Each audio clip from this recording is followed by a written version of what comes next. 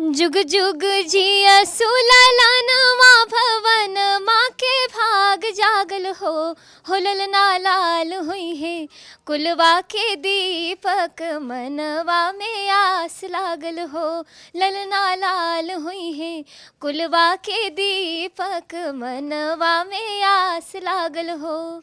प्रणाम सब गोटे के, हम छी मैथिली ठाकुर और अहाँ सब हमरा देख रहल छी बिहार तक पर। हम छी अखन बिहार तक के न्यूज़ रूम में और इसी के साथ बिहार तक के न्यूज़ रूम में आप मैथिली से मिल रहे हैं।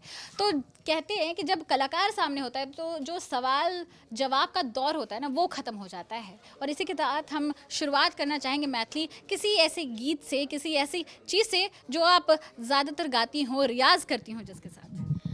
जब भी हम रियाज़ करते हैं तो प्रॉपर शास्त्रीय संगीत जो है उसमें ही पलटे तान इस सब पे अभ्यास करते हैं। तो एक राग सुना देती हूँ, अभी दोपहर का समय है तो भीम पलासी।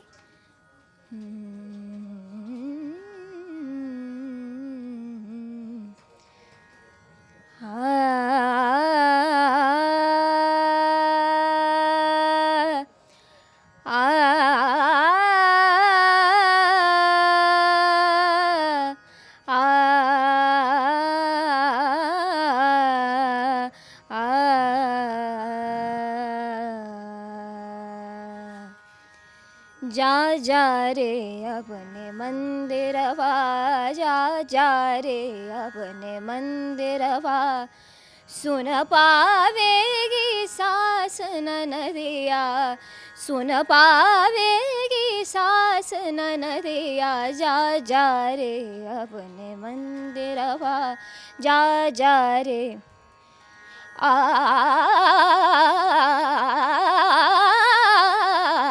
जा जा रे अपने मन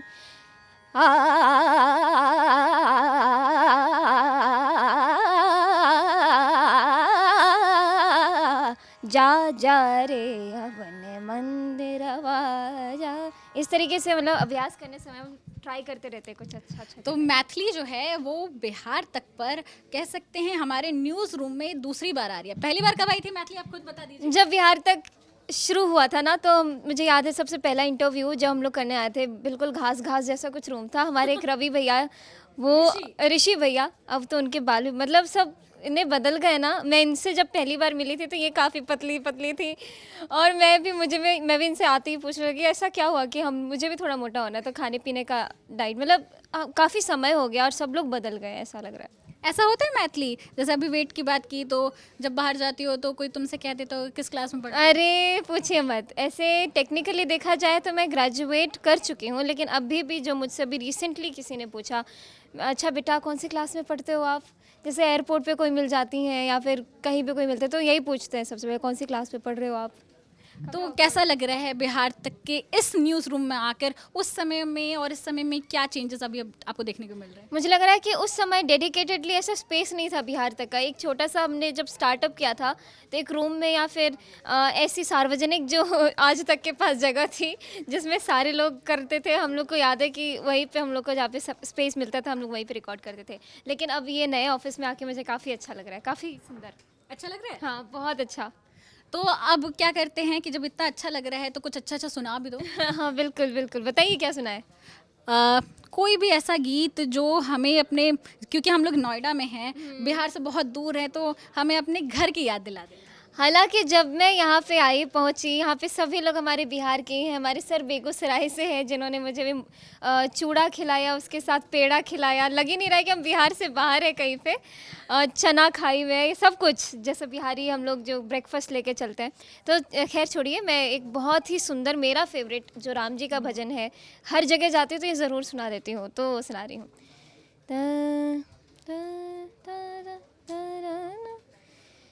जौने सुखवा ससुरारी में, जौने सुखवा ससुरारी में, तौने सुखवा कहुना ए पहुना, यही मिथिले में रहुना ए पहुना, यही मिथिले में रहुना।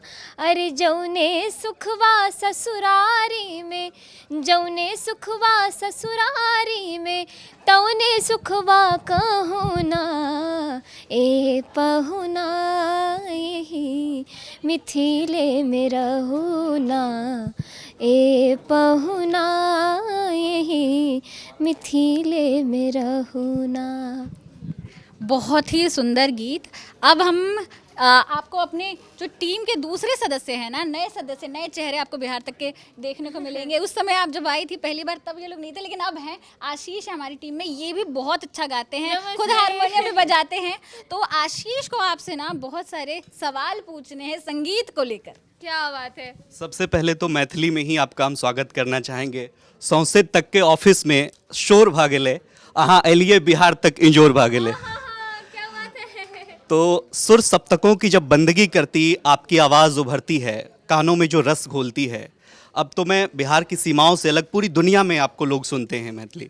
सबसे पहला गाना मैं वो चाहूँगा उससे आप शुरुआत करें। लोग ये जानना चाहते हैं, आपके बारे में जानना चाहते हैं कि जब आपने हारमोनियम पर पहली बार हाथ रखा, मैथिली का वो कौन सा गीत था जिसको आपने अभी तक मतलब आपके सबसे करीब रहा हो? मुझे याद है सबसे पहले मैं जब दिल्ली आई थी, क्योंकि तब से मेरी याददाश्त शुरू हुई है। और हम लोग मैंने सबसे पहला जो हारमोनियम पे बजाना सीखा था वो एक मीरा भजन है, ऐसी लागी लगन मीरा हो गई मगन। और इधर से ही मेरी याददाश्त शुरू हुई है कि मैं ये गा रही हूँ, खूब प्रैक्टिस कर रही हूँ। मैथिली से ये सफ़र शुरू हुआ और उसके बाद अब मैथिली ठाकुर, उस मैथिली ठाकुर को जिसको पूरा हिंदुस्तान पहचानता है, इस सफ़र को यहाँ तक आने में मतलब कितना संघर्ष का सामना करना पड़ा आपको?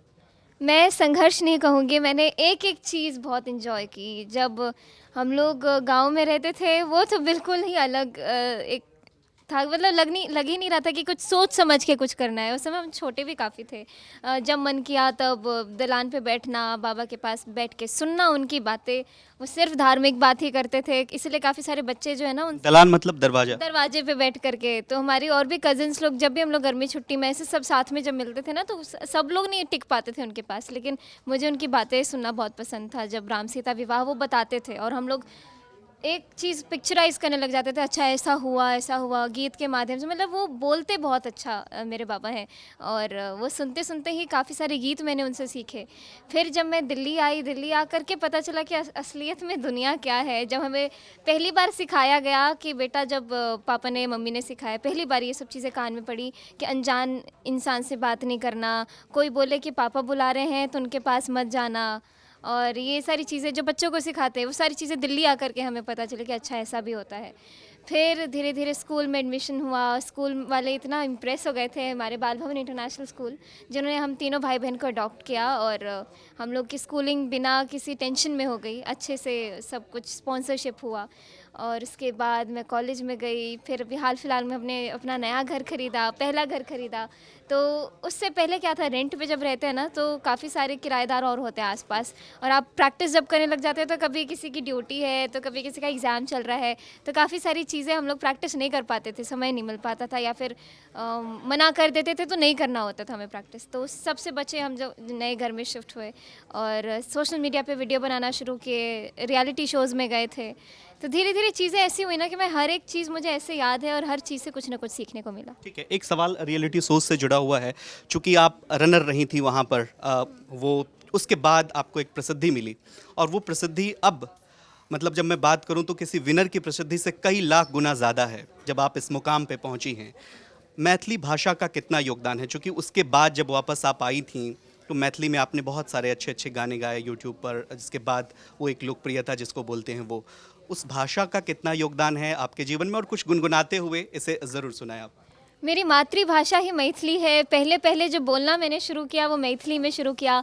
दादाजी के साथ जो भी वार्तालाप होते थे वो सब मैथिली भाषा में। और मैथिली भाषा में राम सीता विवाह देख लिया मैंने, जो इमेजिन किया मैंने, इसका मतलब है।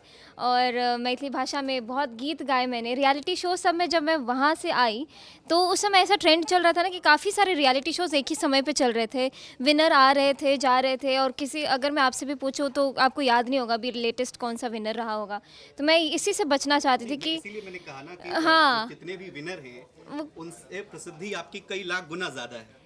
तो मैं यही सोचती थी कि मुझे भी लोग भूल ना जाएं, और बस ऐसा ही नहीं सोचे कि अच्छा रियलिटी शो से आई है निकली, ऐसा मैं नहीं चाहती। पता नहीं क्यों मेरे दिमाग में ये सारी चीज़ें बहुत, उस समय मैं बहुत ज़्यादा चीज़ें सोचना शुरू की कि ऐसे करना है, मुझे ऐसे करना है।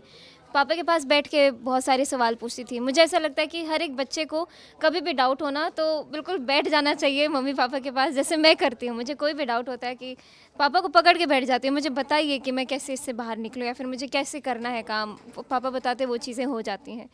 तो फिर हमने शुरुआत की कि हम लोकगीत पे काम करेंगे। जो चीज़ मैंने सीखा है मैं वो लोगों को सुनाऊंगी, और मेरे पास वही चीज़ मेरी पूंजी थी, मैंने जो बाबा से सीखा था। कुछ लोकगीत गुनगुनाइए। बिल्कुल। मैं अपने बाबा का ही एक फेवरेट गीत सुनाती हूँ। जब राम जी और सीता जी का विवाह निश्चित हो जाता है, राजा दशरथ जी तो वहाँ होते हैं अयोध्या में, तो उनको जब पाती लेके जाते हैं ना कि उनको सारी बातें बतानी होती है कि कैसे स्वयंवर रचा और किस प्रकार सब चीज़ें हुई, क्योंकि वो भी बेखबर है, उनको नहीं मालूम है क्या हो रहा है। तो एक गीत है ये, ता ता हम तो पाती लेके आवत बानी पार से, राजा जनक दरबार से ना। ओ हम तो पाती लेके आवत बानी पार से, राजा जनक दरबार से ना। हमरा राजा जनक जी के धिया, जिनकर नाम बाटे सिया। हमरा राजा जनक जी के धिया, जिनकर नाम बाटे सिया हो, जिनकर नाम बाटे सिया। हुनकर शादी हुई है कौशल्या कुमार से, राजा जनक दरबार से ना। ओ हम तो पाती लईके आवत बानी पार से, राजा जनक दरबार से ना। वाह, क्या बात है। आगे इस सवाल का सिलसिला इंद्र मोहन नहीं सर। नहीं, बिल्कुल सवाल अभी जारी रहेगा, क्योंकि मैथिली बहुत दिनों पे बिहार तक पे आई, एक लंबा समय हो गया है मैथिली को बिहार तक पे दर्शकों को देखे हुए। हालांकि मैथिली में आपको बता दूं कि आपकी के घर को जब हमने दिखाया था तो उसको लगभग 4 मिलियन लोगों ने पसंद किया है उस वीडियो को, और अब फिर कोई नया घर ले रहे हैं। जी जी जी, अभी हाल ही में अभी गृह प्रवेश का पूजन नहीं हुआ है, सरस्वती पूजा के बाद सोचेंगे। तो दर्शकों को बता दें कि जब गृह प्रवेश करेंगे तो मैथिली का वो घर जब सज जाएगा तो फिर हम वापस से उस घर का भी टूर कराएंगे। वो तो मैंने ही बोला है कि पिछली बार प्रेरणा दीदी आई थी, अभी ये दीदी आएंगी जो हमारे घर पे आके वीडियो बना लेंगी। एक और सवाल, चूंकि आप बिहार से निकल के कंटिन्यू आप विदेशों में भी शो कर रही हैं, आप बिहार में भी जाती हैं, अपना शो करती हैं, और आप चाहे आपको दूसरे राज्यों में भी लोग बुला रहे हैं, और कोई भी मुझे लगता है कि बिहार को लेकर कोई भी प्राउड की बात होती है तो उससे मैथिली ज़रूर जुड़ी होती है। जैसे अभी हाल में ही आपको ब्रांड एम्बेसडर बनाया गया है, तो इन सब चीज़ों इतना कुछ बदला है पिछले, अगर देखा जाए तो ये 10 साल की जर्नी रही है जो ज़्यादा। तो आपको लगता है क्या मिस कर रही हैं आपको, कि कभी घर यार वो बिहार ज़्यादा बेहतर था, ये ज़्यादा बेहतर, ये अभी ये बेहतर तो है लेकिन वो चीज़ें अभी भी मैं मिस कर रही हूँ? मुझे ऐसा लग रहा है कि बिहार तो है ही अपना, और जब से ये सारी उपलब्धियां जुड़ी है ना तो मैं और ज़्यादा बिहार जाने लग गई हूँ। जैसे कभी ब्रांड शूट होता है खादी का तब मैं चली जाती हूँ, तब गांव घूम जाती हूँ।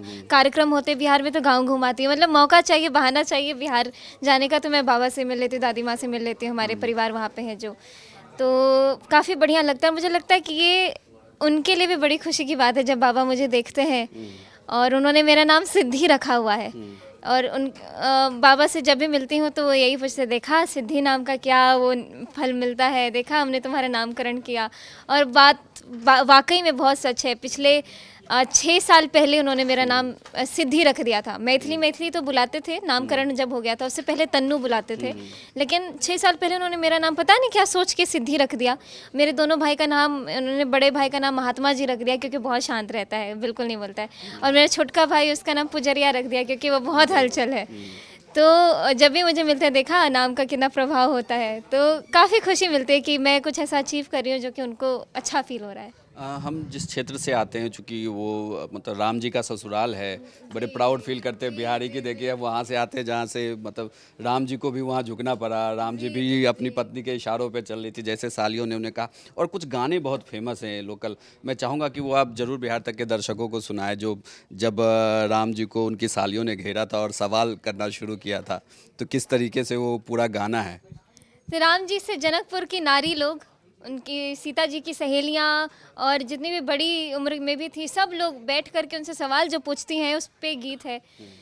राम जी से पूछे, राम जी से पूछे जनकपुर के नारी, बता द बबुआ लोगवा देत काहे गारी, बता द बबुआ लोगवा देत काहे गारी, बता द बबुआ। पहला सवाल, तोहरा से पूछूं मैं ओ धनुषधारी, अरे तोहरा से पूछूं मैं ओ धनुषधारी, एक भाई गोर काहे, एक भाई गोर काहे, एक काहे कारी, बता द बबुआ लोगवा देत काहे गारी, बता द बबुआ। फिर दूसरा सवाल जब उनके पिताजी पे आते हैं, राजा दशरथ जी कैलनी होशियारी, अरे राजा दशरथ जी कैलनी होशियारी, अरे एकटा मरद पर, एकटा मरद पर तीन तीन गो नारी, बता द बबुआ।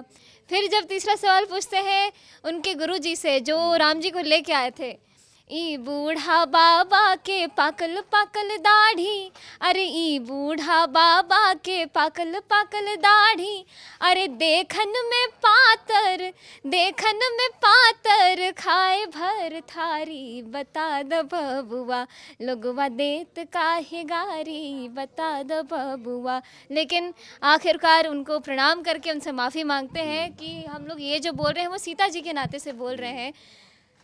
कहथिन सीने हलता मन में बिचारी, कहथिन सीने हलता मन में बिचारी, अरे हम सब लागै छी, हम सब लागै छी सरहोज सारी, बता द बबुआ लोगवा देत काहे गारी, बता द बबुआ लोगवा देत काहे गारी, बता द बबुआ। एक तो आप इतना मीठा गाती हैं और दूसरा आपकी आवाज़ भी मतलब गजब की अच्छी है, मतलब मैं क्या कहूँ, मैं उसमें कुछ कह नहीं सकता। लेकिन एक सवाल, जब ऐसी खबरों को आप देखती हैं जिसमें बिहार के लोगों को दुत्कारा जाता है या मारपीट होती है, कहीं हमें ये कहा जाता है कि यार बिहारी हो क्या, तो कुछ क्या मैथिली ठाकुर को ये ख़राब लगता है कि ये गलत हो रहा है? मेरे साथ भी ऐसा हुआ है। जब मैं अच्छा, क्या पहले इंसिडेंट था? मैं पहले दिल्ली आई थी तो सब बुली तो हमारे स्कूल से ही शुरू हुई थी। मैं इतना ज़्यादा परेशान हो गई थी कि मैं घर आके रोज़ रोती थी, बोलती थी मुझे अब स्कूल जाना ही नहीं है, मैं बिना पढ़े लिखे भी मैं घर पे पढ़ सकती हूँ। या तो अब हमारे गांव में क्या कॉन्सेप्ट था ना कि मास्टर जी आते थे और वो दरवाजे पे पढ़ाते थे। मेरे बड़े भैया जो लोग हैं, चाचा जी हैं, सब लोग ना सब वहीं बैठ के पढ़ते थे और मैं इतनी फेमिलियर हो गई थी ना, वहाँ पे अपने भाषा में बात करो, कोई किसी को जज नहीं करता। दिल्ली में आई जब इस स्कूल का कॉन्सेप्ट शुरू हुआ तो मुझे कुछ पूछने में भी डर लगता था कि सब बोलेंगे अरे बिहारी, इसको कुछ नहीं मालूम है। क्योंकि एक लड़की आती थी यहाँ पे काफ़ी बोलने का मन कर रहा है लेकिन अभी काफ़ी बातें भूल गई हूँ, आके अरे स्टूपिड बिहारी ऐसे ऐसे करके बोल के चले जाते थे और इतना तभी मेरा आँख से ऐसा डब डब डब डब नोर गिरना, आंसू गिरना शुरू हो जाता था। और काफ़ी वर्ड्स जो हम लोग बिहार में बोलते हैं कि खोजना बोलते हैं ना हम लोग, उसको ढूंढना यहाँ पे दिल्ली में बोलते हैं हम लोग। आपने लोर बोला, नोर बिहार में हम लोग लोर आंसू को बोलते हैं। हाँ, और लोर ना का अपभ्रंश है वो। हाँ। फिर और भी कुछ शब्द हैं हम लोग का। क्या है ना, बिहारी जब आते तो 8 को 8 बोलते हैं, अगर आपको मालूम होगा। मेरे पिताजी भी अभी तक बोलते हैं 8 को 8 बोल देते हैं, मतलब उनका एक प्रोनाउंसिएशन का तरीका होता है। र को ड़ बोलना, ड़ को र बोलना, श को स बोलना। तो ये सब चीज़ अगर मेरे मुंह से निकलता था तो काफ़ी हंसना लोगों का हो जाता था और वो चीज़ मुझे काफ़ी ऐसा लगता था कि या तो मैं घर पे ही रहूँ, घर पे ही पढूँ, या तो स्कूल आऊँ नहीं कभी।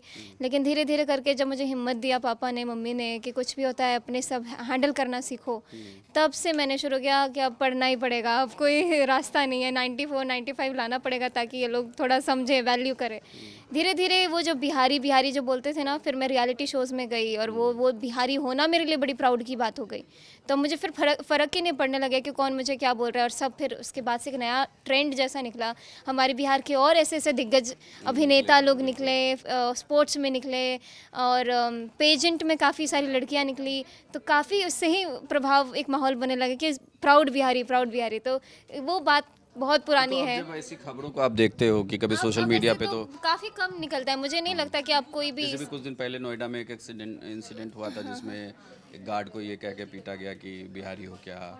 आप ऐसी कई घटनाएं हैं वो जिसमें लोग जो अभी बहुत- पंजाब में कुछ दिन पहले हुआ है। स्पेशली जो संकीर्ण मानसिकता के लोग होते हैं ना, जो अभी भी बहुत पुराने सदी में अटके हुए हैं, वही लोग ऐसी हरकतें कर सकते हैं। वरना अभी के समय तो बिहारी बिहारी हर जगह जाइए तो ऑफिसर्स निकलते तो हमारे बिहार के निकलते हैं, जब हम लोग अलग अलग जिले में तो जिस स्कूल में आप थे, जब आप फेमस हो गई, इतनी बड़ी फेस हो गई, तो उसके बाद कभी उस स्कूल में गए आप? और उस कार्यक्रम में फिर क्या वो बच्चे थे जो साथ में आपके पढ़ रहे थे? सब कुछ बदल गया, सब बदल गया। और मैं खुद ऐसी मुझे लगता है कि काफ़ी चीज़ें मेरे अंदर ऐसी बदलाव आई मेरी पर्सनालिटी में।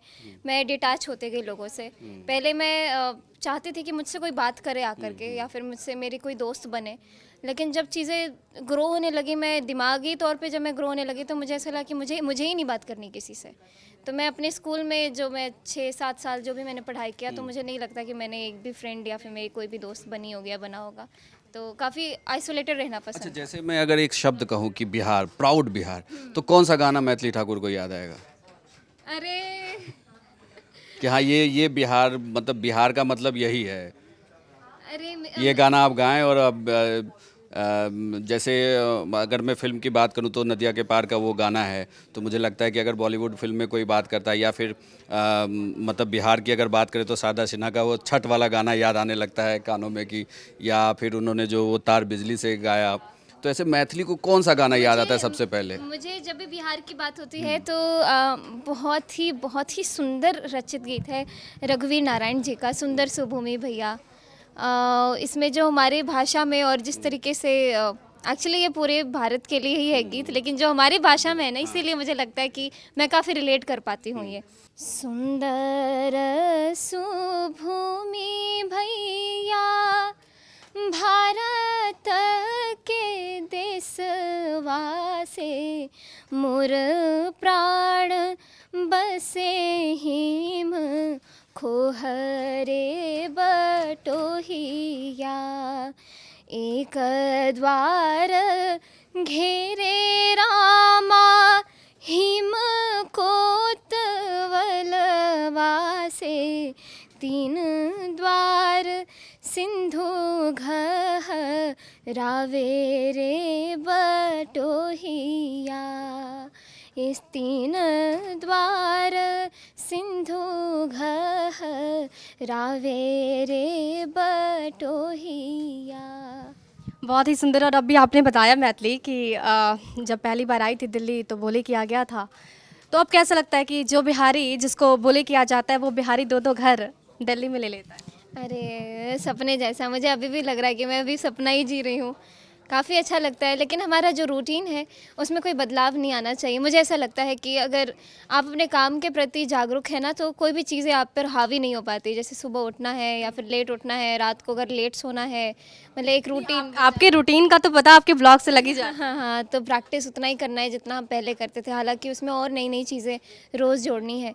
तो ये सब चीज़ें हैं जिस पे मैं हमेशा, हम तीनों भाई बहन बिल्कुल चिपक के चलते हैं, तो काफ़ी चीज़ें आसान हो जाती हैं। मतलब टाइम मैनेज कैसे करते हैं, क्योंकि ये काफ़ी इंपॉर्टेंट होता है। और अभी व्लॉग बनाना है, सोशल मीडिया पे भी आप, मुझे लगता है जितने लोग गायिका गिने चुने तो हैं बिहार से, लेकिन उसमें आपका नाम सबसे ऊपर। और दूसरी बात कि टाइम मैनेजमेंट को लेकर सब चीज़ें कैसे सोशल मीडिया पे खुद को प्रेजेंट करना है, आपसे ज़्यादा मुझे नहीं लगता कि किसी को पता है।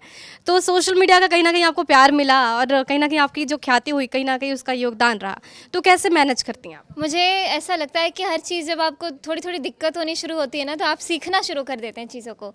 सोशल मीडिया मैनेजमेंट को भी लेकर के ऐसा ही हुआ था। जब शुरुआत में हम लोगों ने फेसबुक या यूट्यूब बनाया था, तो ऐसा हो रहा था ना कि यूट्यूब कैसे बनता है यही नहीं मालूम था उस समय। तो काफ़ी लोग जो मिलते थे, जो हमारा घर पे इंटरव्यू लेने आते थे ना, तो मैंने उनसे पूछा कि आप ये सब कैसे अपलोड करते हैं। तो उन्होंने, किसी ने बताया कि हम यूट्यूब वालों से बात करेंगे कि आपका अकाउंट खोलना है, फिर वो क्या बोलते हैं हम आपको आके बताएंगे। मुझे लगा सच्ची में यूट्यूब वाला कोई है जो कि अकाउंट खोलना है, तो वो पर अभी पता चला वो यूट्यूब वाला कौन सा है। अरे पूछिए मत। तो अब पता चला उसके बारे में, मैंने पढ़ना शुरू किया कि आखिर होता क्या है ये सोशल मीडिया, उस पे कैसे लोग काम करते हैं। तो फिर मैंने खुद ही से अपने फ़ोन से अपने तरीके से मैंने अपना सारा अकाउंट बनाना शुरू किया, और अभी तक ऐसा हो रहा है कि मैं हर चीज़ खुद से ही मैनेज कर रही हूँ और किसी और को नहीं दिया कुछ भी। मैथिली, अगर ये पूछूं आपसे, टाइम मैनेज किया उसका असर तो अब दिख ही रहा है मैथिली, लेकिन सोशल मीडिया पे जिस तरीके से लोगों का प्यार मिलता है आपको, कहा ये जाता है कि हम भड़काऊ गाना गाएंगे तो व्यूज़ मिलेगा। बिहार की हालत तो अब देख ही रही हैं अश्लीलता के मामले में, लेकिन मैथिली ने ये साबित कर दिया है कि व्यूज़ भड़काऊ गाने से नहीं मिलता। अगर आप अपने लोक गायकी को लेके आगे बढ़े तो उससे भी व्यूज़ मिलता है। इस पे कैसा लगता है कि आप जो कंटेंट देती हैं ओरिजिनल कंटेंट है और बिहार को लेकर कहीं ना कहीं लोगों को गर्व होता है? मेरे पापा का सब आइडिया था एक्चुअली हो क्या रहा है, और ये चीज़ बहुत सीरियस टॉपिक भी है, हम लोग को बहुत सीरियसली इस पे सोचना चाहिए कि मेरे बाबा को जो चीज़ें आती हैं, उन्होंने जो हमको सिखाया, मैं अगर इंटरेस्टेड नहीं होती तो मैं सीखती भी नहीं, और मेरे बाबा के साथ चीज़ें वो आगे चली जाएंगी और वो हम सीख भी नहीं पाएंगे, वो गाने कभी सुन भी नहीं पाएंगे। तो मेरे पिताजी का हमेशा से रहा है कि जो चीज़ें ख़त्म हो रही हैं ख़त्म ना हो, वो चीज़ों को हम लोग आगे सर्व कर पाएँ, लोगों को सुना पाएँ। इसीलिए मैं बहुत डेडिकेटेडली हमारी जो पारंपरिक गीत हैं उनको ढूंढना, संकलित करना मैंने शुरू किया, ताकि आगे मैं हमारे जनरेशन को भी बता पाऊँ कि हमारे यहाँ पे ये रिचुअल्स हैं, हर एक रिचुअल पे ये गाने गाए जाते हैं, हमारे यहाँ पे ये चीज़ें हैं, ये विध है, इस तरीके से पूजा की जाती है, या फिर छोटी मोटी चीज़ें जो आजकल बहुत मिस हो रही हैं धीरे धीरे। तो इसी को दिमाग में लेकर के ये कॉन्सेप्ट शुरू हुआ, और अभी भी यही हो रहा है कि मैं सिर्फ बिहार नहीं, और बिहार समेत उत्तराखंड, मराठी, या फिर जो भी चीज़ जो बहुत पुरानी चीज़ें हैं वो उसको ढूंढ करके मैं गाती हूँ। तो विदेशों से भी काफ़ी प्यार मिल रहा है आपको, और कहीं ना कहीं जो बिहार का लोकगीत है विदेश तक पहुंच रहा है। मैं मतलब ये भी जानना चाहूँगी, टाइम मैनेजमेंट की हमने बात कर ली, लेकिन कहीं ना कहीं जब हम आगे बढ़ते हैं तो कोई एक गलती होती है जिससे हम सीखते हैं, और ये फिर उस पर ओत ले लेते हैं कि अगली बार ये गलती नहीं करूँगी। तो वो गलती कौन सी आपकी? मेरी ये गलती ये रही होगी कि एक बार मैंने जब फेसबुक पेज बनाया ना, तो मैंने किसी और को दिया हैंडल करने के लिए, क्योंकि उस समय ऐसा हो रहा था कि रियलिटी शो से बाहर निकले ना तो सब अपना अपना मैनेजर मतलब बहुत कुछ नई चीज़ें लोग ऐसा कर रहे थे। तो हमारे पास भी काफ़ी लोग आते थे कि आइए हम मैनेज करते हैं ये सब। तो मैंने जैसे ही दिया ना तो उन्होंने अपना ही कर लिया वो पेज को, वो पेज मेरे हाथ से गायब हो गया, जहाँ पे मैं अपनी चीज़ें पोस्ट करती थी, अपने गीत पोस्ट करती थी, मेरे पास कोई अधिकार ही नहीं था उसके ऊपर। तो वो मुझे लगता है, लेकिन वो हालांकि ठीक हो गया, मुझे काफ़ी सारे मीडिया पर्सन ने ही इसमें हेल्प किया, इसीलिए ठीक हो पाया। और उस दिन से ऐसा हुआ कि मैं हर चीज़ खुद ही मैनेज करने लगी। आपकी एक बहुत अच्छी बात जो मुझे लगती है वो है कि आप जब इवेंट में जाती हैं तो आप कल्चर का बहुत ध्यान रखती हैं, साड़ी पहन के जाती हैं। साड़ी पसंद है? साड़ी बहुत पसंद है, मुझे लगता है साड़ी में सुंदर लगती है बहुत। लेकिन पहनना कैसे आया? क्योंकि पहली दफ़ा मुझे पहली बार मम्मी ने भी नहीं पहनाया, किसी ने नहीं पहनाया, मैं खुद से ही पहन लिया मैंने उस दिन। ये बहुत बड़ा खुलासा बिहार तक पे कि पहली लड़की मिल रही है मुझे जो ये कह रही हैं कि मुझे खुद से ही आ गया। ऋषभ भी हमारे साथ जुड़े हुए हैं मैथिली, क्योंकि आप जब भी गाना गाती हैं दोनों भाई जो है लगे रहते हैं। अयाची की बात करें, काफ़ी अच्छा गाते हैं वो, आपका साथ भी रहते हैं, और ऋषभ बजाते हैं, तो इन दोनों का योगदान। ऋषभ को भी मैं बुलाना चाहूँगी। ऋषभ, आपका बहुत बहुत स्वागत है, कैसे हैं? मैं बहुत बढ़िया हूँ। अपनी दीदी को काफ़ी हेल्प करते हैं आप? जी बिल्कुल। तो कैसा लगता है मैथिली का इतना बड़ा नाम, और अब तो ऋषभ आपका खुद का ब्लॉग, आपके भाई का ब्लॉग, तो पूरे फैमिली, ठाकुर फैमिली ने जिस तरीके से बिहार में दबदबा बना लिया, अब तो विदेश में भी पहचान बन गई, कैसा लगता है? बहुत अच्छा लगता है, बस आप सभी लोग का प्यार है, आशीर्वाद है, उसी की वजह से है। बाकी पापा मम्मी का मेहनत हम पे जो उन्होंने किया है। आपका ब्लॉग देखती रहती हूँ मैं, अयाची के बारे में भी मैंने बहुत गौर किया है, काफ़ी वो मजाकिया है, मजाक बड़ा करता रहता है मम्मी के साथ। वैसे वो सीरियस बहुत ज़्यादा है, पता नहीं व्लॉग का जैसे कैमरा ऑन होती है बहुत ज़्यादा मजाकिया हो जाता है वो।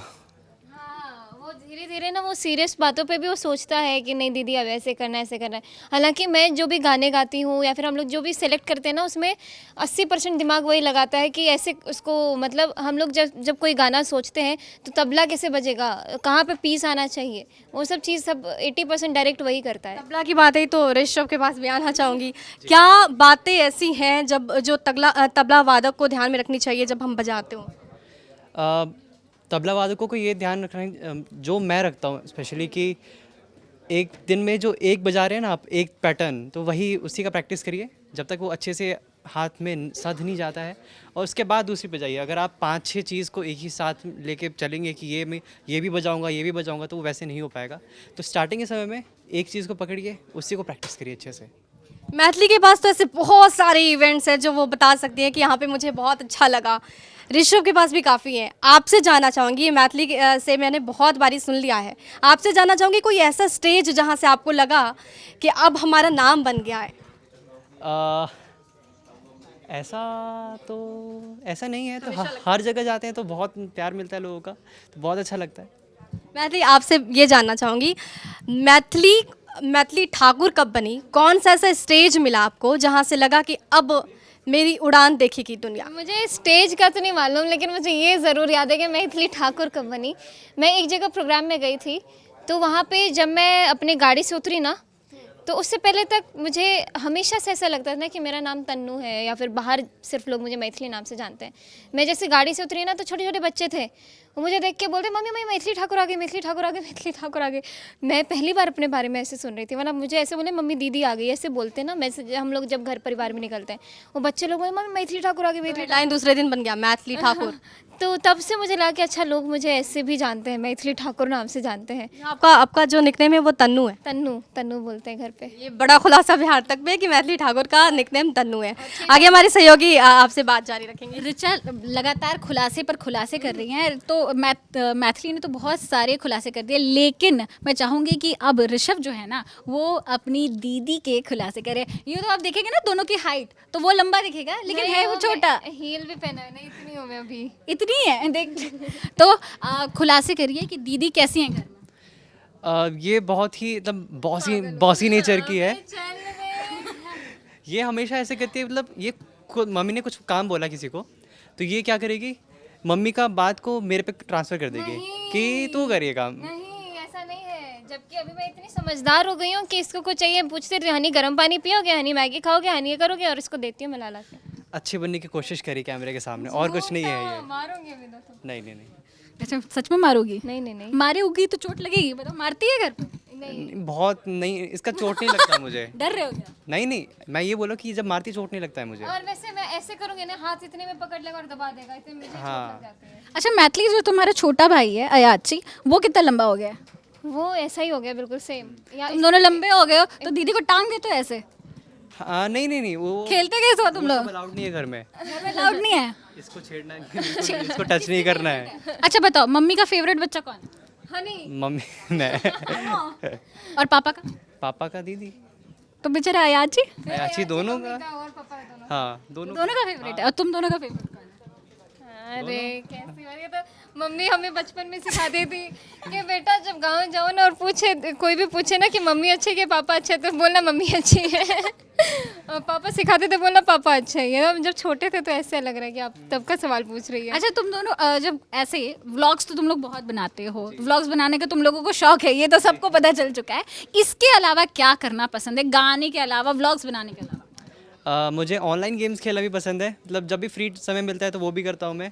और बाकी थोड़ा स्पिरिचुअल भी मैं काफ़ी ज़्यादा हूँ, तो उसके बुक्स वगैरह कभी कभी पढ़ लेता हूँ। कौन कौन से गेम्स खेलते हो ऑनलाइन?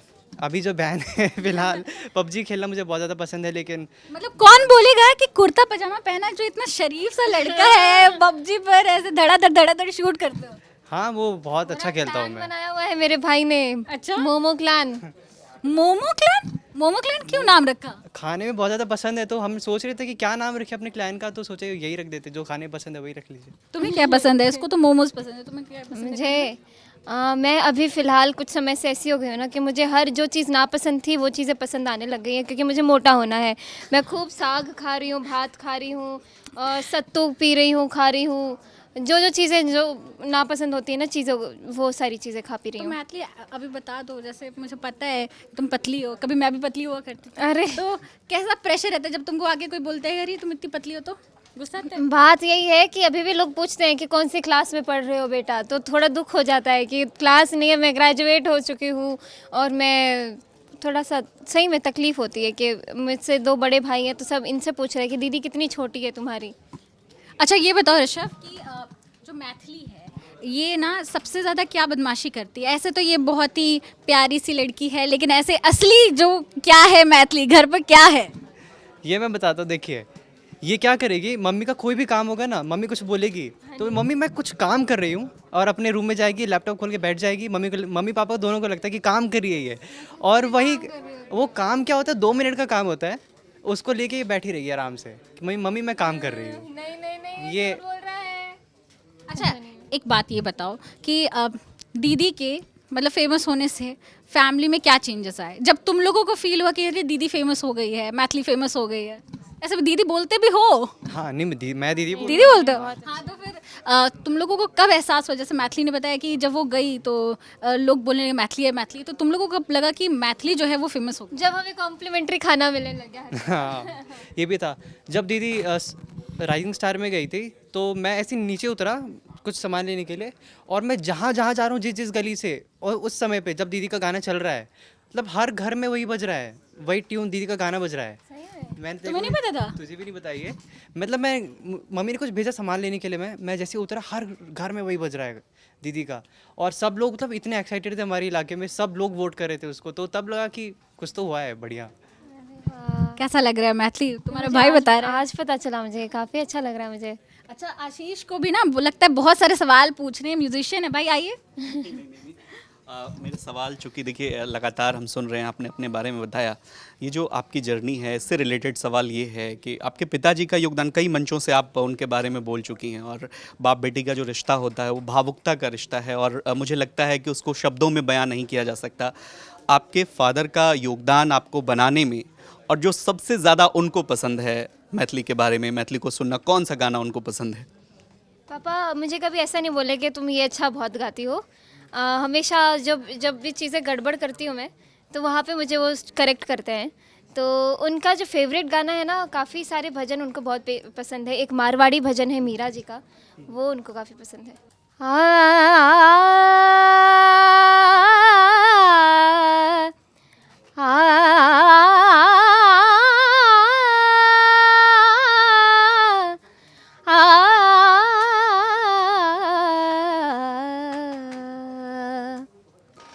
बंसी वारा जो मारे देश, बंसी वारा जो मारे देश, थारी सावरी सूरत वारा भेस, थारी सावरी सूरत वारा भेस रे, बंसी वारा जो मारे देश, बंसी वारा जो मारे देश।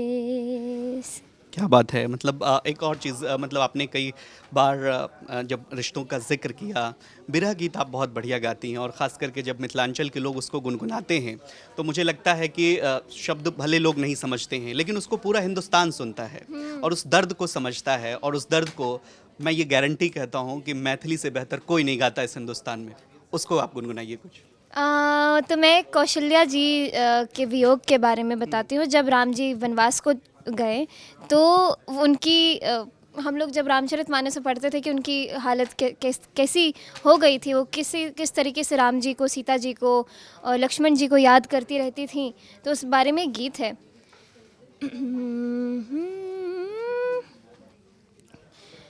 उड़ती चिड़ैया से,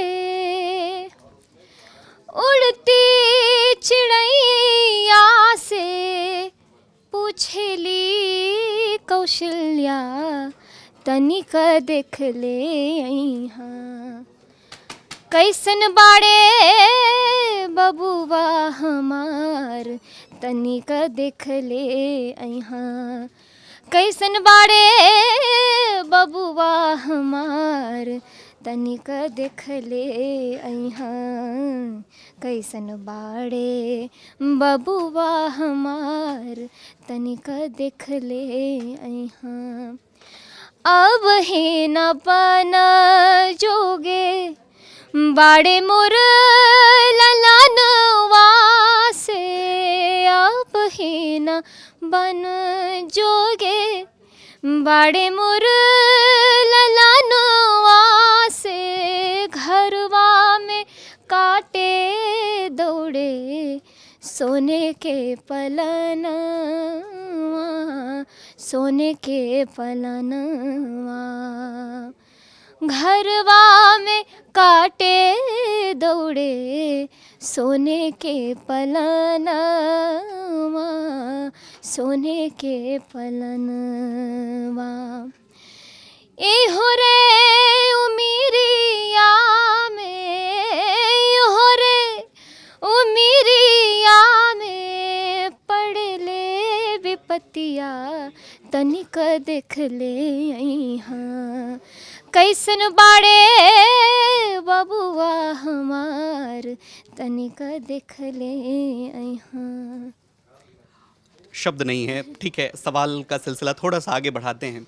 मतलब आपके बारे में ये कहा जाता है, पता नहीं आज इसका आप खुलासा कर ही दीजिए, कि बॉलीवुड को लेकर के आपने कहा कि आप बॉलीवुड में कभी गाएंगी नहीं, इस तरह की बातें, मतलब हो सकता है आप अब उसको लेकर के आपका क्या परसेप्शन रहा और क्यों आपने ये बात कही, या कही भी या नहीं कही बिहार तक पर, आप इसको बताइए। मैं कहीं भी भटकना नहीं चाहती हूँ और मुझे लगता है कि मैं जो कर रही हूँ उसमें काफ़ी मुझे सेटिस्फैक्शन मिलता है, और मुझे लगता है कि मैं जो चीज़ें सीख रही हूँ और जो बहुत ज़रूरी है लोगों को सुनाना, वो मैं सुना रही हूँ। और मुझे बहुत खुशी मिलती है जब मैं अपने यहाँ के लोकगीत गाती हूँ, या फिर अपने यहाँ से बाहर भी जो लोकगीत हैं वो सभी चीज़ें इंडिया में ही नहीं बाहर के लोगों को भी सुना पा रही हूँ, उसके मतलब समझा पा रही हूँ। तो मेरे लिए इससे बड़ी कोई गर्व की बात नहीं है, इसीलिए मैं हमेशा लोकगीत में ही समर्पित रहना चाहती हूँ। आगे भी मतलब ये, हाँ जी। चलिए ठीक है, एक सवाल और पूछ लेते हैं, क्योंकि बिहार में जितने भी प्रसिद्ध गायक हुए, अभी तो अब खैर आप ही हैं, आपसे मैथिली से अलावा फिर दूसरा, ठीक है। तो सवाल ये बनता है कि मैथिली खुद अपना क्रिएशन भी कर रही हैं, कुछ लिख भी रही हैं, जिसको लगता है कि मैथिली भाषा में या फिर भोजपुरी में जो भी आपका मतलब लैंग्वेज हो, उसमें आप खुद लिखें और खुद गाएं जैसे अन्य सिंगर करते हैं। मैं काफ़ी कोशिश कर रही हूँ, और कुछ ऐसे गीत हैं जो मेरे पिताजी ने लिखे हैं और वो मैंने लोगों को सुनाए हैं और लोग काफ़ी पसंद तो करते बिहार हैं। तक पर भी सुनाइए उसको। जैसे कि एक लोकगीत है हमारे यहाँ पे, ढक्कन, आपने सुना होगा ना, ढक्कन में गाली देते हैं, और कई बार गाली ऐसे हो जाती है कि हम लोग को गाने में भी शर्म आती, कि अरे हम अपने मुंह से कैसे सुनाए। तो काफ़ी शोध करते हैं मेरे पिताजी इस सब पे, और कुछ नए गाने भी उन्होंने बनाए। तो एक गीत सुनाते जो मैथिली भाषा में है।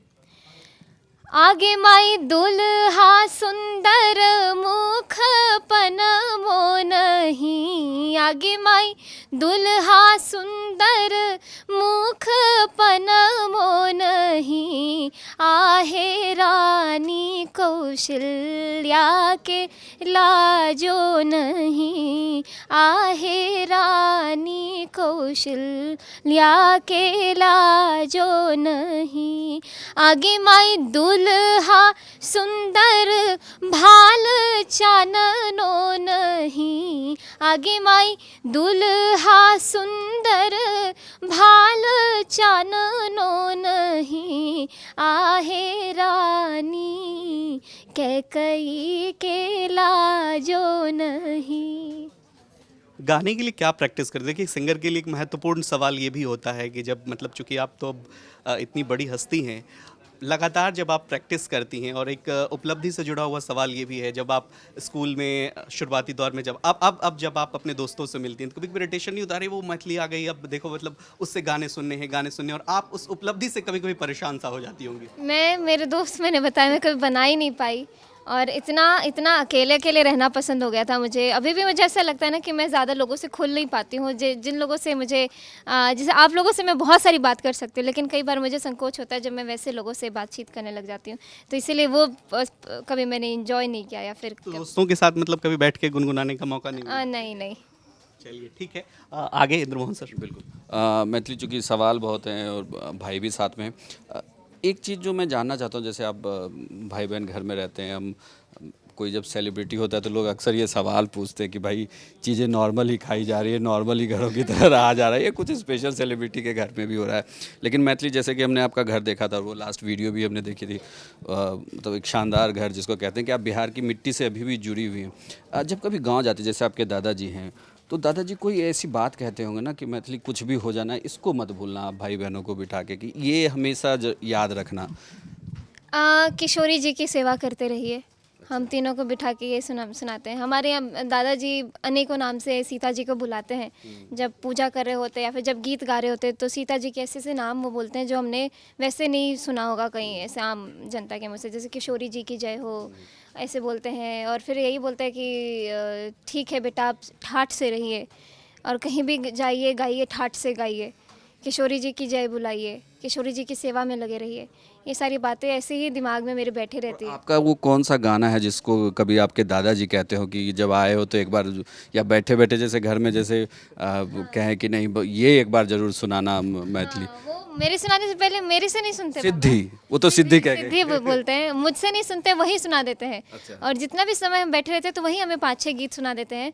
एक गाना उनका बहुत फेवरेट है, एक तो मैंने आपको सुनाया पाती लेके आबद बानी, और एक दूसरा हमार पहुना रे, हमार पहुना रे, हमार पहुना रे, हमार पहुना, हमार पहुना सारे जग से निराला, हमार पहुना सारे जग से निराला, हमार पहुना रे, हमार पहुना रे, हमार पहुना रे, हमार पहुना सारे जग से निराला, हमार पहुना अति स्नेहशील वाला, हमार पहुना सखी को ना इल जौना, हमार पहुना सारे जग से निराला।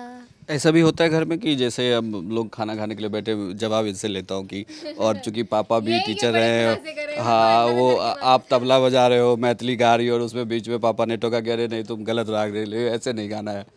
हाँ पापा काफ़ी समय करते हैं और सुधार करते हैं जब भी दीदी गाती रहती है। तो अगर पापा दूसरे रूम में भी बैठे हुए हैं ना तो पापा को लगता है कुछ तो गड़बड़ किया है इसने, तो तुरंत आगे बताता है कि नहीं ये ऐसे नहीं ऐसे होगा, तो इसको ठीक करो, तुरंत पापा तुरंत ठीक करवाते हैं।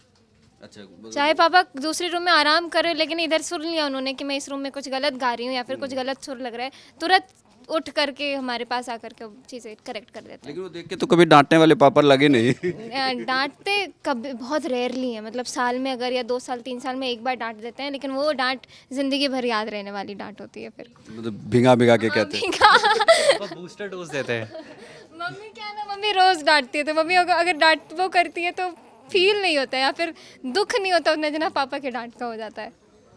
अच्छा, एक और सवाल, चूँकि अब से सवाल ख़त्म नहीं होता, जैसे आप गांव जाते हो, चूँकि हम लोगों को गांव से बहुत अटैचमेंट रहा है कि मतलब बिहार के लोग हैं, क्योंकि हमने उस कल्चर को जिया ना, हम तो शहर वाले रहे नहीं, तो गांव से निकल के फिर एक शहर के आए, ये यात्रा बड़ी दिलचस्प होती है। जैसे गाँव में आप सब लोग बैठे पूरे परिवार के बीच में, दादाजी हैं, दादी जी हैं, पापा हैं, मम्मी हैं, चाचा हैं, चाची हैं, तो क्या वहाँ भी ऐसे घर के बीच में एक महफिल लगी होगी जिसमें घंटों तक गाना गाया जा रहा होगा? ऐसा मुझे याद नहीं है। हमारे दादाजी क्या है ना, दादाजी दरवाजे के अंदर कभी नहीं, मैं तो इतने साल चौखट लंग के अंदर नहीं आते, हाँ क्योंकि हाँ वही या तो करते या तो लाठी को 2 बार बजा देते ताकि मम्मी लोग थोड़ा घूंघट कर ले, बड़ी मम्मी लोग।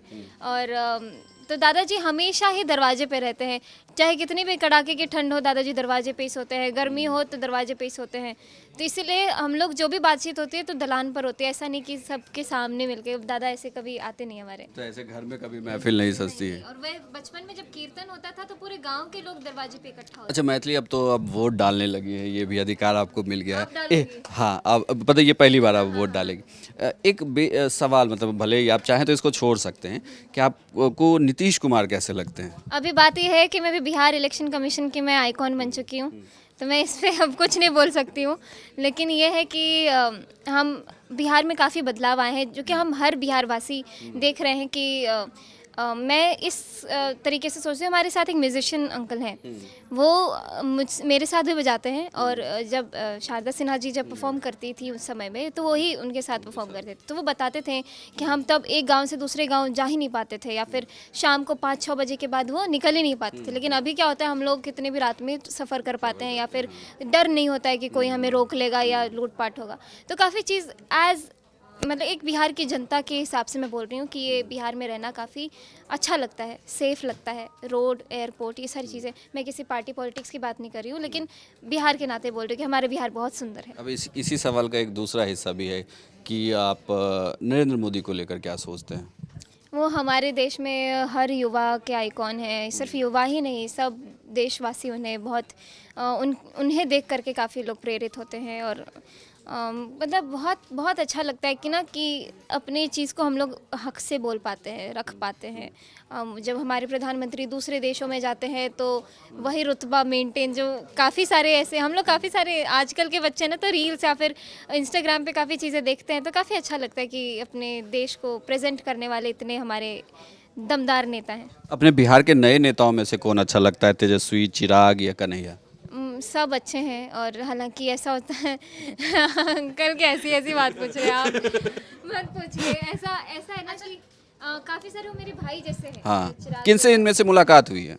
जब रामविलास पासवान जी थे तो उन्होंने हमें बुलाया था, हम पहली बार किसी बड़े नेता से मिले थे, तो हमारे लिए बड़ी गर्व की बात थी कि वो उनके घर में हमारे वीडियोस देखते हैं। तो चिराग भैया से उस समय मुलाकात हुई, फिर बाद में भी एक बार मिले। शेयर भी किया था। हाँ हाँ हाँ।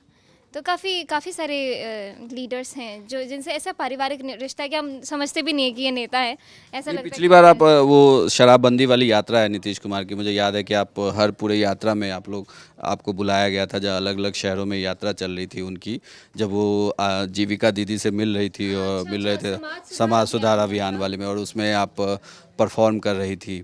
तो उस दौरान कोई एक ऐसा गाना जो आपको लगता था कि वो बिहार को जगाने के लिए वो बहुत सही गाना था? हाँ हाँ हाँ, उस समय मैंने गीत हमने गाया था। सुनो मोरे सैया जी, अब ना जाओ दारू की दुकान, अब मोरे सैया जी, अब ना जाओ दारू की दुकान। इसके आगे कुछ था, वो मैं भूल रही हूँ कि क्या उस समय मैंने गाया था जी। तो ये गाने क्या उन्होंने दिया था कि ये एक तो हमने आजकल के परिवेश को देख करके कि शराब पीना वाकई में काफ़ी डेंजरस है और महिलाओं के लिए काफ़ी विपत्ति हो जाती है जब ग्रामीण महिलाएं होती हैं, क्योंकि एक एक पाई बड़ी मुश्किल से इकट्ठा करते हैं। तो इस सब को लेकर के मैंने बनाया था। और इसी के साथ हम मैथिली ठाकुर के साथ अपने न्यूज़ रूम का ये जो स्पेशल इंटरव्यू है उसका अंत करते हैं, और हम आपको मिलेंगे फिर अगले एपिसोड में इसी तरीके से एक नए गेस्ट के साथ बिहार तक के न्यूज़ रूम में। तब तक के लिए आप देखते रहिए बिहार तक। धन्यवाद।